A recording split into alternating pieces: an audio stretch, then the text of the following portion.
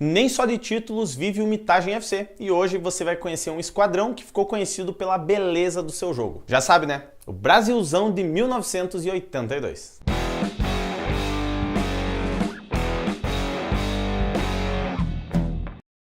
E aí, seus hat-trick do Paulo Rossi, esse é mais um Mitagem FC, aquele quadro que você gosta, que aborda os melhores times, esses maravilhosos que sempre saem tabelando.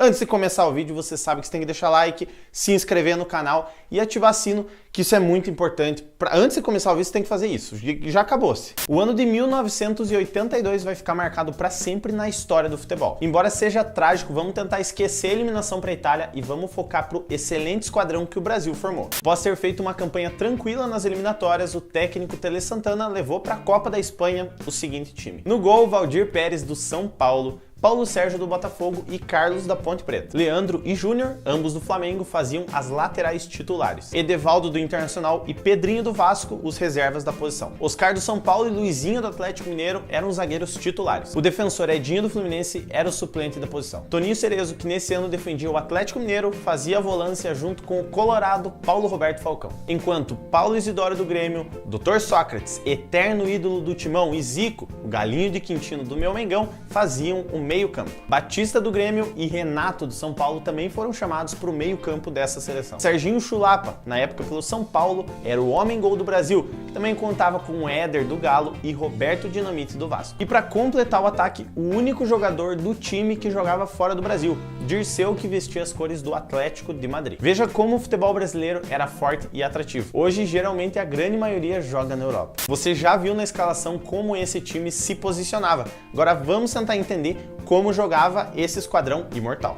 Os 4 defensores tinham o apoio dos 2 volantes, enquanto a seleção se defendia, porém seu principal foco era o ataque. Falcão e Cerezo, que tinham a técnica acima da média para a função de volante, davam ao Brasil uma saída de bola sempre pelo chão. Ambos tinham basicamente a mesma função, embora há quem diga que o Cerezo tinha um papel de maior contenção, deixando o Falcão mais criativo. A articulação era a responsabilidade do Dr. Sócrates, pouco mais centralizado, enquanto o Zico avançava preferencialmente pela direita. Esse avanço do Zico pela direita deixava o Brasil com apenas um ponta, obviamente pela esquerda, o Éder, tendo Serginho na referência de área. Isso quando o doutor não invertia os papéis com o Galinho de Quintino, ficando na direita, deixando o Zico na articulação. O que fazia esse 4-4-2 um time sensacional era o avanço dos laterais, principalmente a presença de Júnior. O craque do Flamengo ora passava pelo lado, empurrando o Éder para o centro, ora fazia a diagonal, permitindo ao Éder se utilizar do corredor. O Brasil jogava de pé em pé, com variações de jogadas, aproximações,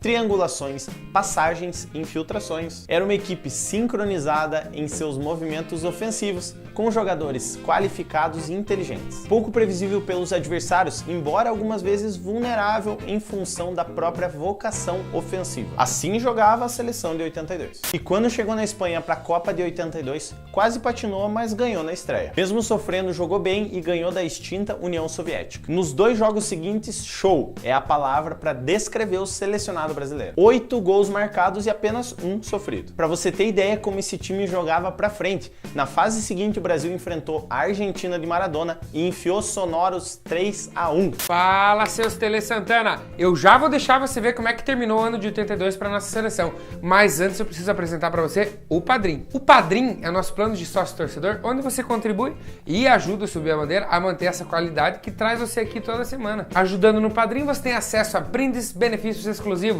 e tudo isso aí com planos a partir de apenas R$1 por mês, hein? Me diga sim. Contribua no Padrim. O Brasil terminou a Copa sendo eliminado pela Itália no jogo que dava vaga à semifinal. Paulo Rossi marcou 3 gols e o Brasil foi para casa mais cedo em uma partida que ninguém consegue explicar. O futebol da equipe era considerado disparadamente o melhor da época. Éramos tão favoritos que mais de 50% das apostas nas casas do ramo eram na nossa seleção às vésperas do torneio. A campeã Itália não chegava nem em 5%. Essa diferença toda pode-se compreender a frustração dos amantes do futebol, não só aqui no Brasil, mas no mundo todo. Se na época era considerado o melhor futebol jogado, até hoje tem o debate se é ou não esse o melhor time do Brasil de todos os tempos. Aliás, melhor time do Brasil e da história do futebol. E esse levantamento é feito por uma equipe que, por uma tragédia, não levantou um troféu sequer. Por isso, o Subiu a Bandeira eterniza com muito orgulho essa seleção aqui no Mitagem FC.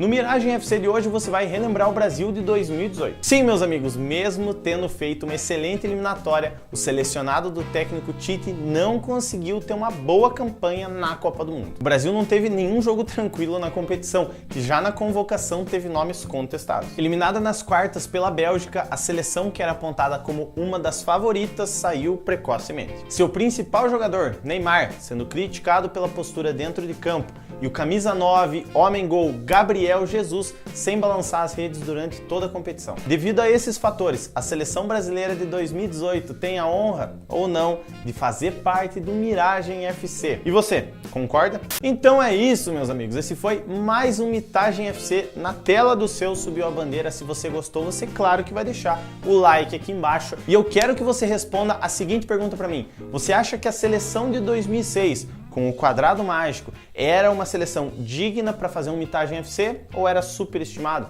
Compartilha para seus amigos, se inscreve no canal, ativa o sininho. Tamo junto, é nóis.